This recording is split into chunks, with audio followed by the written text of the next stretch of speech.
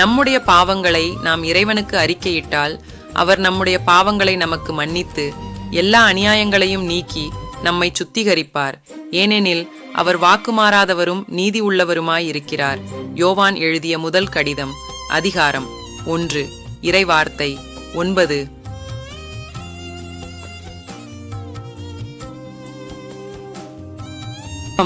உலகத்தின் இரட்சகரும் அன்பின் மீட்பருமான நல்ல தகப்பனே, எம் இறைவா, உளையான பாவசேற்றில் மூழ்கிய எங்களையும் நீர் அறிந்திருக்கிறீர்.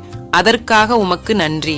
எங்களது குற்றம், குறைகள், பாவங்கள் ஆகியவற்றையெல்லாம் உம்மிடம் அறிக்கையிடுகின்றோம். கர்த்தர் தாமே உமது பிள்ளைகளாகிய எங்களை எல்லாவிதமான உபத்திரங்கள், பாவங்கள், வேதனைகள், அவமானங்கள் ஆகிய அனைத்திலும் இருந்து எங்களை விடுவித்து உமது சிறகுகளின் நிழலில் எந்நாளும் எங்களை அரவணைத்திடும் இறைவா, ஆமேன். இயேசு கிறிஸ்துவின் ஈடு இணையற்ற நாமத்தினால் உங்களுக்கு இந்த நாள் இனிய நாளாக அமைய வாழ்த்துக்கள்.